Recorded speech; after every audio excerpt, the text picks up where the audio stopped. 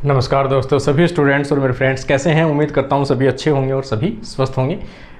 अपन आज से स्टार्ट करने वाले हैं इथोलॉजी का पोर्शन, जो खास तौर से बायोलॉजी की, चाहे आप फर्स्ट ग्रेड में बैठते हो चाहे सेकंड ग्रेड में बैठते हो, आपको हमेशा इथोलॉजी का सिलेबस है वो मेंशन किया हुआ है। तो यहाँ पे जो इथोलॉजी है वो बायोलॉजी फर्स्ट ग्रेड के रेफरेंस के अकॉर्डिंग जो टॉपिक वाइज चल रहा है अपना, वो वाला यहाँ पे अपन देख लेते हैं। किसके अकॉर्डिंग है ये? RPS first grade. यहाँ पे अपन सबसे पहले देखेंगे फादर ऑफ इथोलॉजी, है ना, किसे कहा जाता है? तो कॉनराड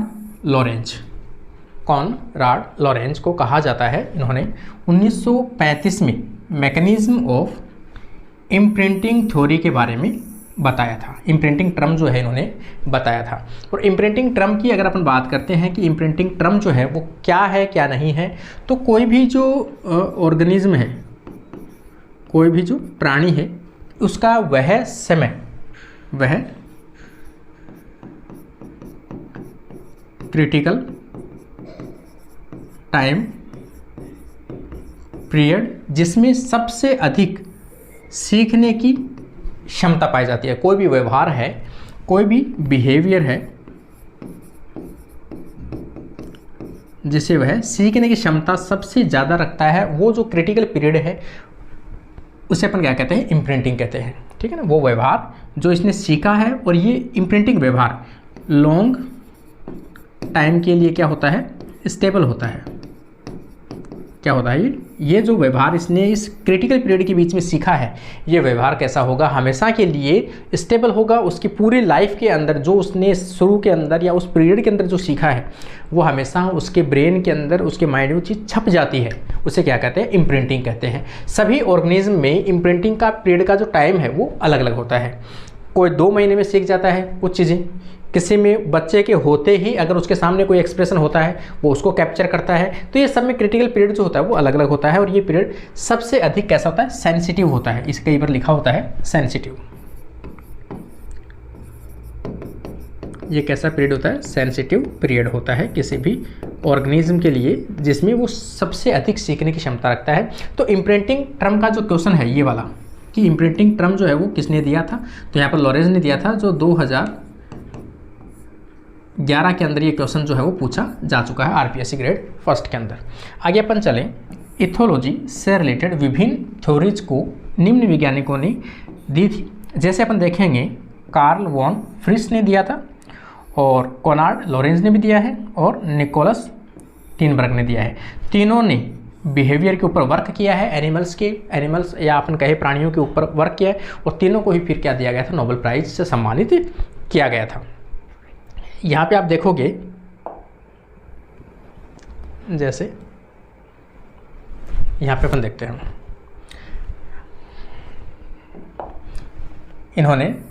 इनको 1973 नोबेल प्राइज दिया गया था। ठीक है ना, इनको 1973 के अंदर नोबेल प्राइज से सम्मानित किया गया था। अब देखते हैं अपन इथोलॉजी टर्म क्या है। ठीक है ना, इथोलॉजी साइंस की वह ब्रांच या जूलॉजी की वह ब्रांच जिसके अंदर कोई भी एनिमल या प्राणी है, उनके इन्वायरमेंट के साथ में उनका व्यवहार का अध्ययन किया जाता हुआ। ठीक है ना, animal behaviour in presence of natural environment के अंदर किसी भी प्राणी, किसी भी जंतुओं के द्वारा किया गया व्यवहार ही क्या कहलाता है? इथोलॉजी कहलाता है। उसकी जो स्टडी करते हैं अपन, उसे क्या कहते हैं? इथोलॉजी कहते हैं। यहाँ पर आप देखोगे, स्टडी ऑफ एनिमल बिहेवियर, सबसे इंपॉर्टेंट तो यही है, एनिमल बिहेवियर का उसके नेचुरल इन्वायरमेंट के अंदर अध्ययन करना क्या कहलाता है? इथोलॉजी कहलाता है। एनिमल अपने वातावरण, इन्वायरमेंट तथा अपनी प्रजाति, अपने ही लोगों के साथ ये क्या करते हैं? व्यवहार शो करते हैं। स्पीसीज के साथ या सदस्यों के साथ किए जाने वाली क्रिया या प्रतिक्रिया। ठीक है ना, 2 चीज़ें होती हैं कि पहला, कोई भी ऑर्गेनिज्म ए है, ये इस ऑर्गेनिज्म को अपन ने क्या दिया? कोई भी प्रकार का इंडक्शन दिया है, ये इंडक्शन दिया है ना। इसे अपन क्या कह सकते हैं? या तो साइन कह सकते हो, या उद्दीपक कह सकते हो, और उद्दीपक को भी आप कह सकते हो स्टिमुलाई, है ना। कोई भी स्टिमुलस आपने दिया, उद्दीपक दिया, कोई चिन्ह देखा उसने, ये देखा, देखते इसके अगेंस्ट में ये क्या करेगा, अपना कोई रेस्पॉन्स देगा। ये क्या देगा, रेस्पॉन्स देता है, उसे क्या कहते हैं अपन, क्रिया की प्रतिक्रिया। ठीक है, इन्होंने एक्शन किया है और इन्होंने बदले में क्या दिया है, रेस्पॉन्स दिया है। इसी प्रकार से एक ही ग्रुप में, एक ही कम्युनिटी में रहने वाले सभी सदस्य क्या करते हैं, एक दूसरे के साथ में व्यवहार करते हैं और व्यवहार के दौरान अपने जो विचार है, अपना कम्युनिकेशन है, अपने जो भी लैंग्वेज है उसके अंदर एक दूसरे से क्या करते हैं, वार्तालाप करते हैं या अपने विचारों का आदान प्रदान करते हैं। तो यहाँ पर पहले रिएक्शन और रिएक्शन के बदले में उन्होंने क्या किया, रेस्पॉन्स किया, उसे ही क्या कहते हैं, बिहेवियर कहलाता है। ठीक है ना। यहाँ पे देखेंगे बिहेवियर एनिमल, प्राणी या जंतु के द्वारा नेचुरल इन्वायरमेंट में किया गया रेस्पॉन्स ही व्यवहार कहलाता है। ठीक है, नेचुरल इन्वायरमेंट में जरूर आना चाहिए। ठीक है ना, तो ये है। आगे अपन देखेंगे, जैसे यहाँ पे आप देखोगे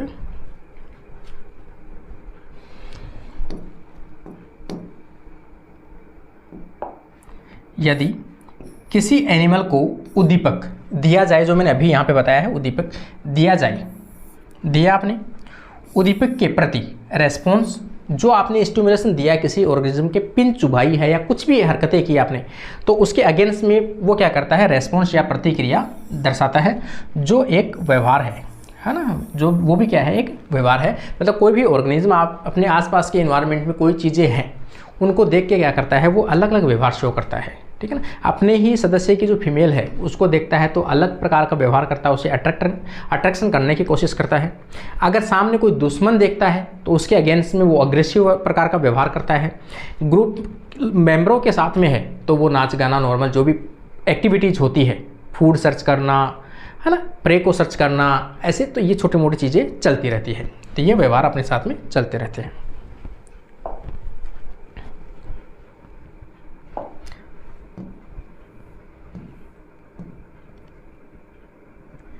यहाँ पे आप देखोगे,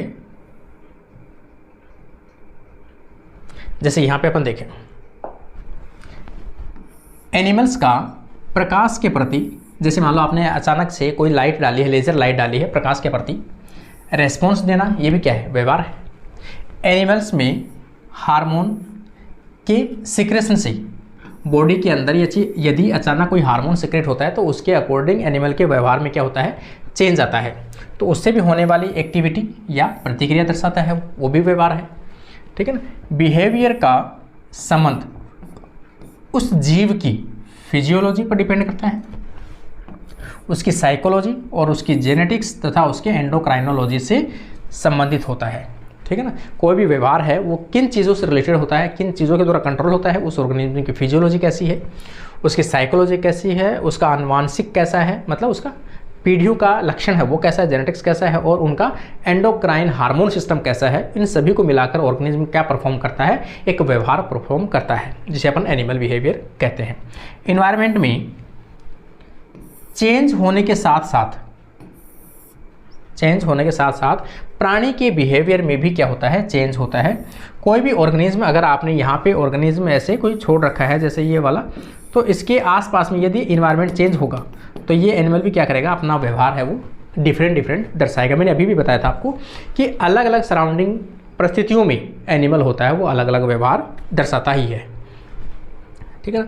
तथा धीरे धीरे इन्वायरमेंट के प्रति अडेप्टेशन, ठीक है, धीरे धीरे वहाँ पर कैसे होने लगता है, वो अडेप्ट होने लगता है इन्वायरमेंट के प्रति, जो प्राणी के जीवित रहने के लिए आवश्यक है। ठीक है ना। सर्वाइवल ऑफ फिटनेस, जो किसने दिया था, डार्विन ने दिया था, कि जो फिट होगा वो ही सर्वाइव करेगा। इन्वायरमेंट के प्रति जो स्टेबल हो गया, इन्वायरमेंट की सभी परिस्थितियों को झेल गया और उनसे भी वो अपना फूड निचोड़ लेता है, निकाल लेता है, तो वो क्या होगा, उस इन्वायरमेंट में मोर अडेप्टेड होगा और वो मोर सर्वाइव करेगा। तो यहाँ पर अपन कहेंगे फिटनेस ऑफ सर्वाइव, है ना, या फिर कह सकते हैं सर्वाइवल ऑफ फिटनेस। यहाँ पे आप देखोगे जैसे इन्वायरमेंट से होने वाले परिवर्तन या चेंज रिवर्सिबल होते हैं, है ना। कोई भी इन्वायरमेंट से होने वाले अगर व्यवहार में चेंज होते हैं तो उनको पहले वाला इन्वायरमेंट यदि वापस दिया जाएगा तो क्या होगा, वो सभी रिवर्सल हो जाएंगे, मतलब पहले जैसे व्यवहार आ सकते हैं और अस्थायी होते हैं। लेकिन यदि आनुवांशिक पदार्थ में कोई चेंज हो जाए, जैसे आपका डीएनए है उसके अंदर यदि कोई उत्परिवर्तन या म्यूटेशन हो जाए, उत्परिवर्तन से होने वाले लॉन्ग चेंजेस जेनेटिकली वेरिएशन उत्पन्न करते हैं। यदि डीएनए में म्यूटेशन हुआ है तो वो हमेशा कैसे होते हैं, जेनेटिकली स्टेबल होते हैं, अगली पीढ़ी से अगली पीढ़ी में जाते हैं और स्थायी प्रकार के व्यवहार शो करते हैं। म्यूटेशन होने के कारण से यदि उसके व्यवहार में कोई चेंज हुआ है तो अगली पीढ़ी में भी वो डीएनए जाएगा और वैसा ही व्यवहार शो करेगा, ठीक है। तथा जेनेटिकली चेंजेस नेक्स्ट जनरेशन में दिखाई देते हैं। यदि कोई भी डीएनए म्यूटेशन होने के कारण से यदि कैरेक्टर बदला है तो वो अगली पीढ़ी में भी दिखाई देगा। कुछ प्राणियों में कुछ बिहेवियर या लक्षण जन्म के या बर्थ के साथ आते हैं, ठीक है ना। कई व्यवहार ऐसे होते हैं जो कोई भी प्राणी है उसका बच्चा जब उसका बर्थ होता है उसी टाइम पे उसमें कुछ कैरेक्टर ऐसे आते हैं जो पहले से वो सीखा हुआ रहता है, तो उसे अपन क्या कहते हैं, इनेट बिहेवियर के नाम से जानते हैं, जिन्हें सीखने या लर्न करने की आवश्यकता नहीं होती है। उन्हें बाहर में सीखने की आवश्यकता नहीं होती क्योंकि वो पहले से उनके माइंड में रहता है, वो जेनेटिकली कंट्रोल रहता है ना। जैसे यहाँ पे आप देखोगे हनी बी, मधुमक्खी जो है उनके विभिन्न स्ट्रेन बिहेवियर करते हैं, अलग अलग प्रकार के व्यवहार शो करते हैं। बटरफ्लाई अपने विंग की कलर पैटर्न को क्या करती है, शो करती है ना, ये भी नेचुरल है। तथा प्रेडेटर से अपनी प्रोटेक्शन करती है तथा इंसेक्ट की मिमिक्री करते हैं। इंसेक्ट की क्या करते हैं, मिमिक्री करते हैं। जैसे बच्चों के जो बछड़े हैं या फिर अपन कह सकते हैं गाय भैंस के जो बछड़े हैं, खास तौर से उनके जो बच्चे उन्हें बछड़े कहते हैं। बछड़े जन्म होते ही दूध का ऑटोमेटिक पीना, ये भी क्या है, इनेट बिहेवियर है। उनको सिखाया तो क्या है, बच्चा आया है अभी तो नया नया निकला है, उसको पता ही नहीं है, फिर भी वो आते ही दूध की तरफ अट्रैक्ट होता है, निपल्स को लेता है, निपल को सक करने की कोशिश करता है। वो जो सक करने की जो परंपरा है उसकी, वो कि कैसे जीभ को दबा के वो उसको सक करेगा दूध को, वो कहीं नहीं सीखा उसने, वो नेचुरल उसके जीन में है। इसका मतलब कुछ व्यवहार होते हैं टोटली 100% उसके जेनेटिक मटेरियल के ऊपर डिपेंड करते हैं और वो आनुवांशिक एक पीढ़ी से दूसरी पीढ़ी में ट्रांसफ़र होते रहते हैं। यहाँ पे आप देखोगे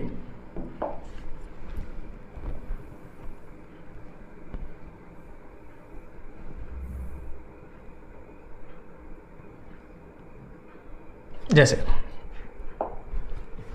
ये बिहेवियर भी जीन पेयर के या एलील्स के आधार पर विशेष लक्षण शो करते हैं, ठीक है ना। कई लक्षण अभी बताया मैंने इनेट प्रकार के होते हैं जो किस पे डिपेंड करते हैं, उनके जीन और उनके एलील के कॉम्बिनेशन पे डिपेंड करते हैं।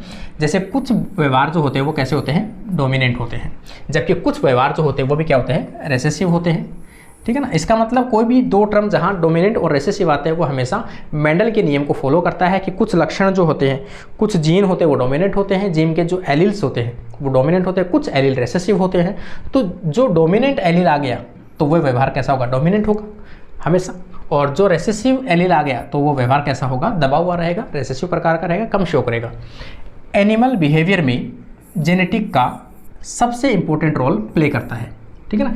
जेनेटिक तो डिपेंड करता ही करता है, देखो, क्योंकि लक्षण अपने पूर्वजों के ही अपने अंदर आते हैं। कुछ हो सकता है अपन एनवायरनमेंट में आके उनसे नया सीखने को मिल सकता है, जो लक्षण अपन को उनको इम्प्रूव कर सकते हैं, परिस्थितियों के अकॉर्डिंग अपन ढलने लगते हैं, सीखने लगते हैं। जो डार्विन ने बताया था इस पर फ्रेंसी गाल्टन ने बुक लिखी थी, ठीक है ना, कि भाई जो भी आपके बिहेवियर है, एनिमल बिहेवियर, वो जेनेटिक्स के ऊपर डिपेंड करता है। ये किसने बताया था, डार्विन ने बताया था। तथा इसी जेनेटिक्स के ऊपर फ्रेंसिक गाल्टन ने एक बुक लिखी है जिसे कहते हैं हेरिडेटरी जीनियस। ये बुक याद रखना भाई, हेरिडेटरी जीनियस के नाम से जानते हैं। किसने लिखा है, फ्रेंसिक गाल्टन ने लिखा था। और कब लिखी थी ये बुक, 1869 के अंदर, in inquiry into its law and conscience, है ना। तो यहाँ पे आपको सिर्फ इतना याद रखना, हेरिडेटरी जीनियस बुक्स किसने लिखी थी, तो यहाँ पे ये लिखी थी, वेरी इंपॉर्टेंट है। आगे अपन देखेंगे बिहेवियर जेनेटिक्स पर डिटेल स्टडी किसने की कि भाई जो बिहेवियर होता है उसमें जेनेटिक्स का कितना रोल है, उसकी स्टडी किसने की थी, उसे अपन क्या कहते हैं, बिहेवियर जेनेटिक्स कहते हैं। तो इसके ऊपर सबसे ज़्यादा जो स्टडी किसने की थी, फुलर और थॉम्पसन, फुलर और थॉम्पसन ने किया था। तथा 1960 के अंदर इन्होंने एक बुक पब्लिश की थी जिसे अपन ने क्या कहा, बिहेवियर जेनेटिक्स के नाम से पब्लिश की गई थी, बिहेवियर जेनेटिक्स के नाम से पब्लिश की गई थी।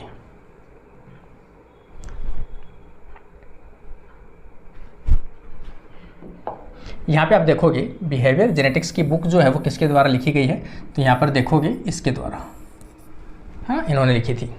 आगे अपन देखेंगे और इन्होंने क्या किया था, इसको पब्लिश किया था।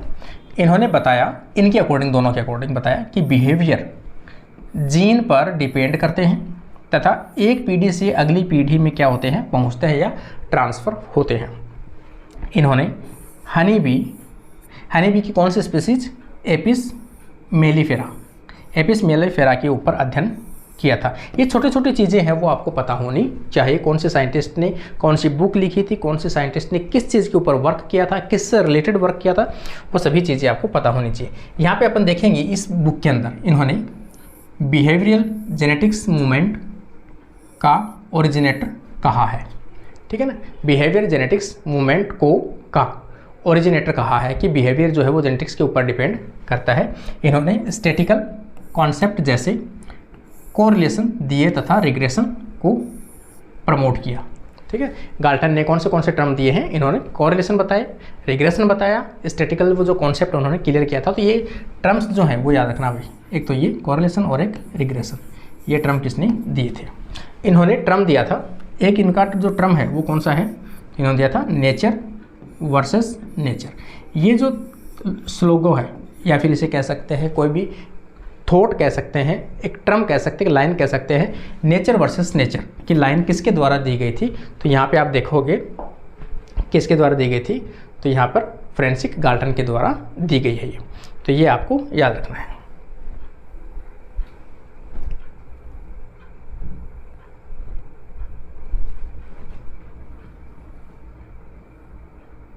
जैसे यहाँ पे अपन देखेंगे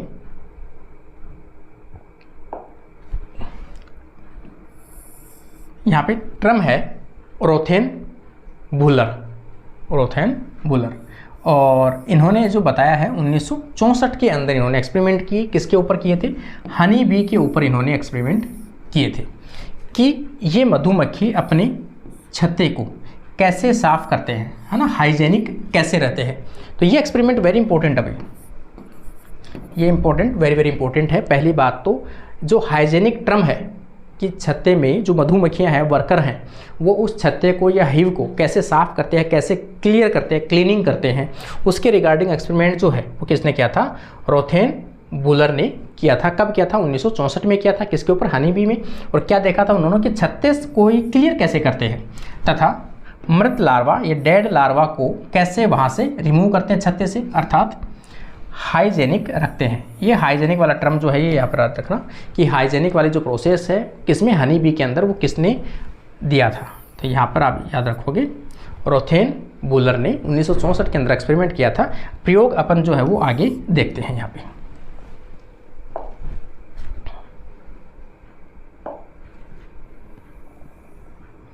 जैसे एक सिंपल सा मैंने एक्सपेरिमेंट यहाँ लिखा है, सिर्फ आपको इसको समझ लेना है। जैसे यहाँ पे अपन देखेंगे, इन्होंने बताया कि कोई पेरेंट है किसकी, हनी बी के फादर लिए इन्होंने, जिसमें से अपन देखेंगे पेरेंट के रूप में एक को अपन कह सकते हैं, जैसे यहाँ पे जो है ये तो क्या है, क्वीन है, मतलब फीमेल ले लिया, और यहाँ पे क्या है, ड्रोन है, जो कैसे होते हैं, मेल होते हैं। यहाँ पे आप देखोगे कि ये हाइजेनिक बी होती है। हाइजेनिक बी कब होते हैं, जब इनके अंदर रेसेसिव जीन प्रेजेंट होते हैं। जैसे दो इन्होंने जीन लिया है, एक तो यू और एक आर, इसकी दो एलेलिक फॉर्म है, तो यहाँ पर आप कहोगे यू और आर, मतलब जो रेसेसिव कैरेक्टर है वो कैसे हैं, हाइजेनिक होते हैं। यहाँ पे डोमिनेंट टर्म लिया है इन्होंने यू आर, ये कैसे होता है, नॉन हाइजेनिक बी होते हैं। अगर ऐसा जीनोटाइप उनका आया तो वो छत्ते को साफ नहीं करते हैं, तो इन्होंने अनहाइजेनिक जो ड्रोन है उनको लिया। और मादा कैसी थी, क्वीन कैसी थी, हाइजेनिक वाली थी। इन दोनों के बीच में उन्होंने क्रॉस करवाया। क्रॉस करवाने के बाद में F1 जो पीडी है वो प्राप्त हुई, जिसके अंदर capital U, small U, capital are और स्मॉल आर आपको प्राप्त होता है। अगला अगर आप देखोगे यहाँ पे, एक तो ये जैसे जीन है यू आर, ये कैसा है, रेसेसिव गैमेट बना, ठीक है। इनसे कौन सा बना, एक रेसेसिव गैमेट, और क्रॉस जो है, जैसे मान लो कि ये रेसेसिव गैमेट है इस वाला, है ना, इन्होंने ये जैसे देखेंगे अपन, एक गैमेट इन्होंने कौन सा लिया, ये वाला।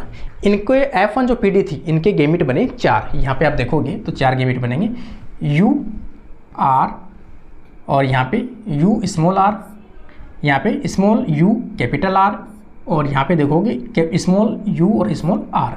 इन्होंने F1 पीडी को क्रॉस किससे करवाया था, यहाँ पे इसके साथ करवाया है, रेसेसिव के साथ, ठीक है ना, रेसेसिव के साथ में करवाया, जिसे अपन क्या कहते हैं, बैक क्रॉस के नाम से जानते हैं। ये क्या करवाया इन्होंने, बैक क्रॉस करवाया था। ये बैक क्रॉस नहीं होता वैसे, ये टेस्ट क्रॉस ही होता है। हाँ, बैक क्रॉस करवाया था, चलो बैक क्रॉस मान लेते हैं। इन्होंने अपने पेरेंट के साथ में बैक क्रॉस करवाया F1 पीडी को। ये जो F1 पीडी आई है, इसको कैसे करवाया था अपने बैक क्रॉस। ये क्वेश्चन भी आ चुका है भाई, ये क्वेश्चन आ चुका है, ठीक है ना, कि F1 पीडी के अंदर हाइजेनिक के अंदर जो करवाया था, कौन सा टेस्ट करवाया था, तो बैक क्रॉस टेस्ट कराया था, जिसमें रेसेसिव के साथ में कराया था। रेसेसिव या फिर डोमिनेंट किसी से के साथ भी कराते हैं तो वो क्या कहलाता है, बैक कहलाता है। केवल रेसेसिव के साथ कराया जाता है तो उसे टेस्ट कहते हैं। यहाँ पे आप देखोगे तो ये इस प्रकार से इन्होंने गैमेट लिए, एक साइड में 4 गैमेट थे F1 पीडी के ये वाले, और एक साइड में ले लिए रेसेसिव पेरेंट यू आर, केवल एक गैमेट।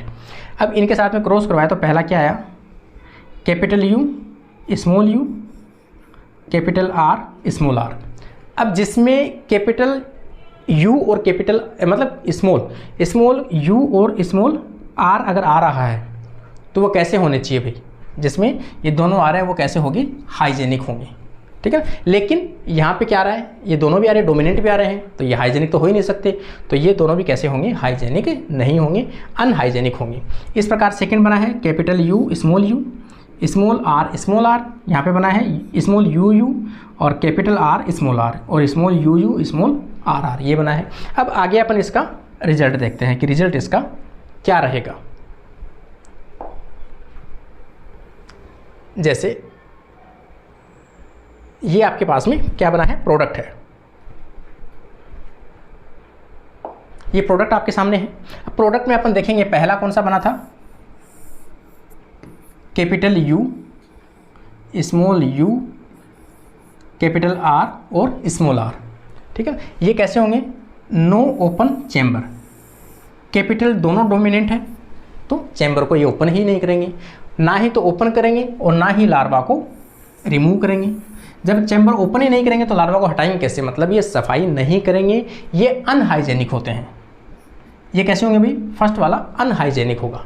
सेकंड अपन देखेंगे यहाँ पे कैपिटल यू स्मॉल यू और स्मॉल यू, ये है ना चैम्बर, ये लार्वा को ये से ओपनिंग करने वाला है, यू का टर्म मतलब यहाँ पे यहाँ से लिया ओपन करने वाला चैम्बर। तो यहाँ पे कैपिटल आ गया तो ये काम नहीं करेगा तो ओपन चैम्बर नहीं होगा, ठीक है ना, चैम्बर ओपन नहीं होगा, तो कैपिटल यू है। अब ये दोनों कैसे हैं, स्मॉल है, इसका मतलब इसे क्लीनिंग करने के लिए तो तैयार है। यदि ये चैम्बर गलती से ओपन हो तो ये क्लीनिंग करने के लिए क्या है, तैयार है। इफ़ ओपन तो लार्वा रिमूव्ड, यदि चैम्बर ओपन हो गया तो इसे लार्वा को रिमूव किया जा सकता है। यहाँ पे अपन देखेंगे जैसे स्मॉल यू और कैपिटल आर और स्मॉल आर, इसका मतलब यहाँ पे अपन देखेंगे कि चैम्बर जो है वो तो ओपन होगा, देखो यहाँ पे चैम्बर ओपन होगा, लेकिन कैपिटल आर आ गया है, इसका मतलब हाइजेनिक तो नहीं करेंगे, मतलब लार्वा को रिमूव नहीं करेंगे, बट लार्वा नॉट रिमूव। चौथी कंडीशन अगर अपन देखेंगे स्मॉल यू आ गया यहाँ पे, मतलब छत्ता ओपन भी होगा प्लस क्लीनिंग भी होगी। ये जीन जो है अगर इस प्रकार का कॉम्बिनेशन किसी मक्खी में बैठता है तो वो कैसे करते हैं, ओपन भी करते हैं चैम्बर को और क्लीनिंग भी करते हैं। इसका मतलब अपन कह सकते हैं ये डाल्टन के अनुसार किस पे डिपेंड करता है, तो ये डिपेंड करता है chamber open as well as the larva removed. ये कैसे होंगी, हाइजेनिक होते हैं। इसका मतलब ये कैरेक्टर जो हाइजेनिक और unhygienic depend upon the hereditary characters. यहाँ पे देखेंगे इस प्रयोग से सिद्ध होता है कि बिहेवियर इंटरनल या जेनेटिक या एक्सटर्नल बाह्य उद्दीपकों के प्रति होता है, ठीक है ना। बाह्य का प्रति होता है लेकिन इंटरनल फोर्स के कारण से ज़्यादा होता है, जो physiological activities, adaptation, evolutionary activities तथा हेरिडेटरी पर डिपेंड करता है। इसका मतलब कहीं ना कहीं अपन कहेंगे कि कई व्यवहार तो ऐसे होते हैं जो किसके ऊपर डिपेंड करता है, अपना जो जेनेटिक्स है उनके ऊपर डिपेंड करता है। हाँ, हालांकि ये हो सकता है कि कुछ जो है वो डिस्टर्ब या फिर चेंज जो है, परिवर्तन वो किया जा सकता है किसके कारण से, सिर्फ आउटर साइड का जो एनवायरनमेंट है या क्लाइमेट है उनके इंडक्शन के कारण से वो व्यवहार है थोड़ा वो चेंज उसमें किया जा सकता है।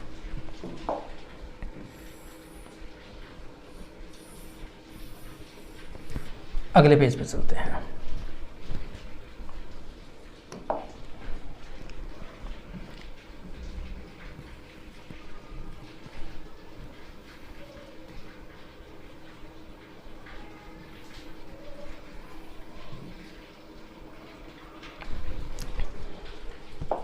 यहाँ पे आप देखोगे जैसे सिलेंट्रेटा से वर्टिब्रेट्स तक जीवों में बिहेवियर में नर्वस सिस्टम यूज आता है, ठीक है ना। सिलेंट्रेटा से लेकर वर्टिब्रेट्स जितने भी प्राणी या जितने भी एनिमल्स आते हैं उनका बिहेवियर है वो किस पे डिपेंड करता है, उनका नर्वस सिस्टम के ऊपर डिपेंड करता है, क्योंकि इनमें नर्वस सिस्टम है वो वेल डेवलप होता है। अगर आप अपन यहाँ पे कहें कि नर्वस सिस्टम के साथ साथ किसका और इम्पोर्टेंट रोल होता है तो किसका, हार्मोन्स का। हार्मोन्स का सबसे इंपॉर्टेंट रोल होता है, या फिर अपन इसे कहेंगे एंडोक्राइन, एंडोक्राइनोलॉजी, ठीक है ना। आपकी जो ग्लैंड्स हैं, ग्लैंड्स के द्वारा हार्मोन रिलीज किए जाते हैं, उनका कॉम्बिनेशन किसके साथ में, नर्वस सिस्टम के साथ में उनका कॉम्बिनेशन अगर होगा तो उसके व्यवहार में क्या होता है, चेंजेस होता है। व्यवहार दो प्रकार का हो सकता है, यहाँ पे आप देखोगे एक तो एक्वायर्ड बिहेवियर, जो आपने सीखा है उसे क्या कहते हैं, एक्वायर्ड कहते हैं। बाहर से आपने सीखा है, अपने व्यवहार में चेंज हुआ है, वो क्या कहते हैं, एक्वायर्ड कहते हैं। जो बाह्य कारकों को एनवायरनमेंट के द्वारा या अलग अलग कंडीशन से सीखा गया है या लर्न किया गया है, एक्वायर्ड बिहेवियर कहलाता है। कुछ बिहेवियर कैसे होते हैं, इनेट प्रकार के होते हैं, इंस्टिंक्टिव बिहेवियर कहते हैं उनको। ये हमेशा कैसे होते हैं, ये व्यवहार जो होते हैं वो जन्म के साथ आपके मिलते हैं। ये कैसे होते हैं, जन्मजात होते हैं, इनेट बिहेवियर कहलाते हैं। यहाँ पर देखोगे हायर वर्टिब्रेट्स जीवों में एंडोक्राइन सिस्टम अधिक विकसित होता है। मैंने अभी बताया आपको कि आपके नर्वस सिस्टम के साथ साथ आपका जो व्यवहार है वो कौन कंट्रोल करता है, तो आप कहोगे एंडोक्राइन सिस्टम जो है वो अधिक विकसित पाया जाता है, जो बॉडी में अलग अलग प्रकार के हार्मोन का स्रावण करता है, सेक्रेट करता है, रिलीज करते हैं, जिससे विभिन्न प्रकार के रिएक्शन या व्यवहार उत्पन्न होते हैं, ठीक है ना। तो यहाँ पर दो चीज़ें हैं, एक तो नर्वस सिस्टम और एक एंडोक्राइन सिस्टम, दोनों मिलकर किसी भी प्राणी का व्यवहार है वो चेंज कर सकते हैं। यहाँ पे आप देखोगे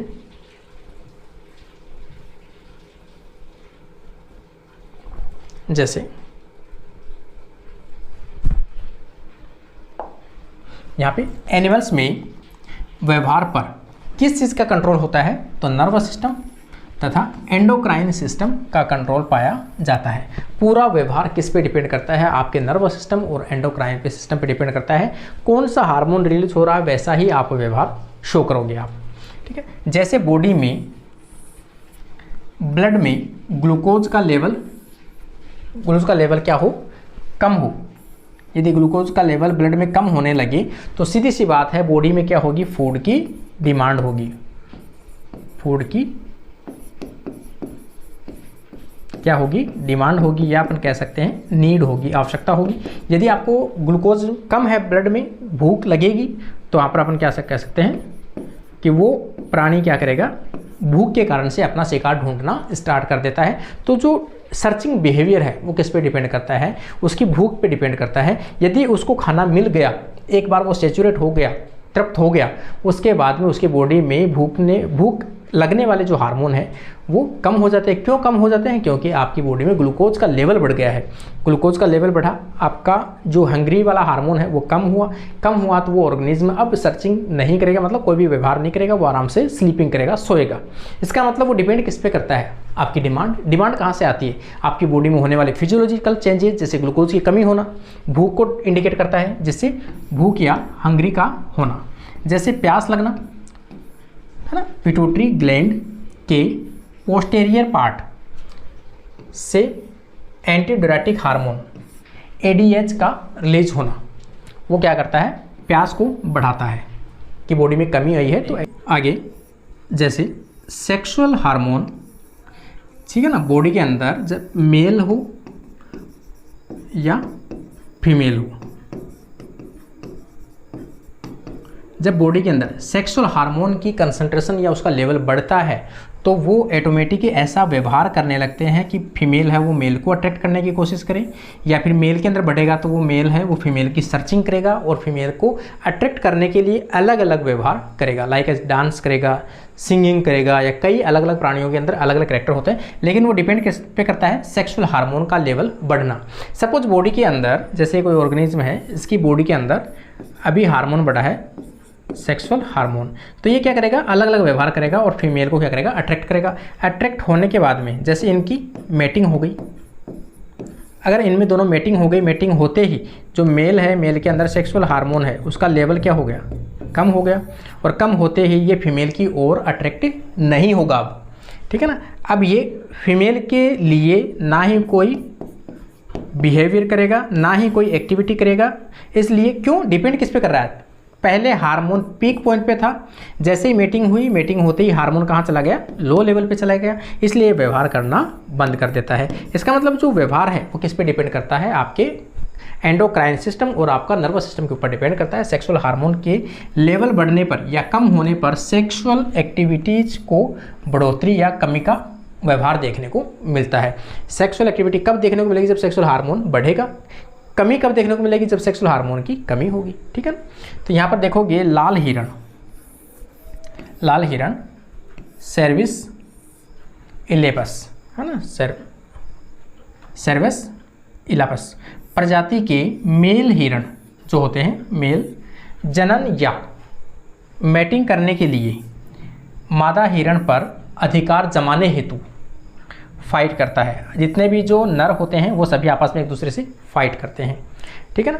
तथा कॉल्टनबर्ग तथा एल्बेन के अनुसार नर कैसा व्यवहार करते हैं? जब वो मैटिंग करना चाहते हैं तो वो क्या करते हैं? दहाड़ते हैं या चिंगाड़ते हैं, ठीक है ना। मेल क्या करते हैं? इस प्रकार का चिंगाड़ या इस प्रकार की साउंड निकालता है ताकि जितने भी मेल होते हैं वो समझ जाए और फीमेल भी समझ जाए कि ये मैटिंग के लिए इंडिकेशन है, और सभी मेल एक दूसरे के साथ में कॉम्पीट करेंगे या फिर फाइट करेंगे, जिनमें से जो डोमिनेट होगा वो ही उस फीमेल के साथ में क्या करेगा? मैटिंग कर पाएगा। ये डिपेंड किस पे कर रहा है? सेक्सुअल हार्मोन के ऊपर डिपेंड कर रहा है। यहाँ पे आप देखोगे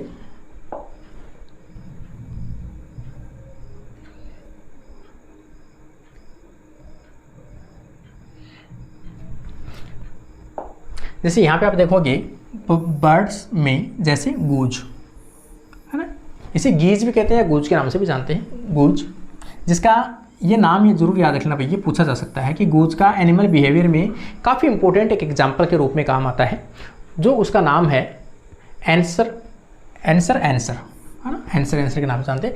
ये अलग अलग व्यवहार के दौरान बॉडी की आकृति अलग अलग करते हैं, ठीक है ना। किस प्रकार का व्यवहार कर रहे हैं उस प्रकार से अपनी चोंच है या गर्दन है उसको रोटेट करते हैं, रोटेट करते हुए चलते हैं। किस प्रकार का व्यवहार करें वो डिपेंड करेगा उसकी कंडीशन कैसी, सराउंडिंग कंडीशन कैसी है के दौरान बॉडी की अलग अलग आकृति करते हैं, जिससे समान प्रजाति के सदस्य हैं वो समझ जाते हैं कि कैसा व्यवहार कर रही है। यहाँ पे आप देखोगे अफ्रीकन टोड, ठीक है ना, जिसे अपन क्या कहते हैं, तो यहाँ पे जेनोपस लेविस में ब्रीडिंग सीजन के दौरान, जैसे ब्रीडिंग सीजन आती है पर्टिकुलर, ह्यूमन में ब्रीडिंग सीजन नहीं होती है लेकिन इनमें ब्रीडिंग सीजन होती है, जिसमें से नर टोड जो है ना, नर जो है उसके 4 लिम्ब आगे वाले जो पैर हैं उनके ऊपर आप देखोगे नोपूशियल पैड बनने लगते हैं, गद्दी जैसे स्ट्रक्चर बनने लगते हैं। यहाँ पर आप देखोगे कुछ इस प्रकार से, इस प्रकार से रहते हैं, तो यहाँ पे क्या बनने लगेगी, एक गद्दी जैसी स्ट्रक्चर जो है वो यहाँ पे बनने लगती है। ये किस में काम आती है, फीमेल को पकड़ने और फीमेल से चिपकने के लिए काम आते हैं। तो ये कब डेवलप होती है, ब्रीडिंग सीजन। इसका मतलब सीधी सी बात है, ब्रीडिंग सीजन में इनमें क्या होता है, टेस्टोस्टेरोन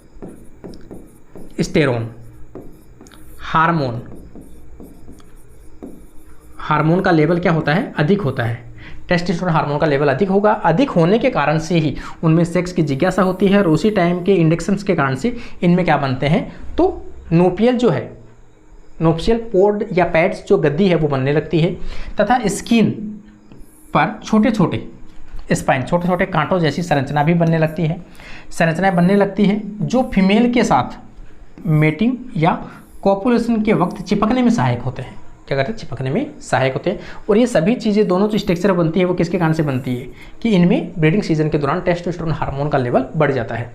ब्रीडिंग सीजन में मेल में टेस्टोस्टेरोन हार्मोन, कौन सा, टेस्टोस्टेरोन हार्मोन का लेवल बॉडी में बढ़ जाता है, जिससे नोपियल पैड या स्किन पर स्पाइन का निर्माण होने लगता है।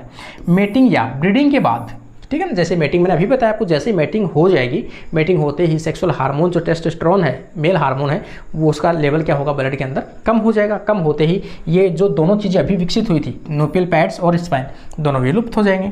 के बाद टेस्टोस्टेरोन का लेवल जो है वो क्या हो जाएगा, डाउन हो जाएगा, ठीक है ना, बॉडी में पुनः कम हो जाता है, जिससे मेल पेड जो हैं वो विलुप्त होने लगते हैं। इसका मतलब ओवरऑल अगर अपना व्यवहार देखेंगे तो सभी व्यवहार किस पे डिपेंड करता है, उनके एंडोक्राइन सिस्टम और नर्वस सिस्टम के ऊपर डिपेंड करता है। तो ये अपना आज का पहला लेक्चर अपना किसका था, इथोलॉजी का था। उम्मीद करता हूँ आप लोगों को पसंद आया होगा। अगले जो लेक्चरर हैं वो सेम इसी प्रकार से अपन डेली डिस्कस करेंगे। जब भी क्लास आएगी मैं अनाउंसमेंट कर दूंगा उसका, तो यहाँ पे पहली क्लास अपनी कंप्लीट होती है। कैसा लगा आप लोगों को, जरूर रेस्पॉन्स देके जाइए। Thank you guys.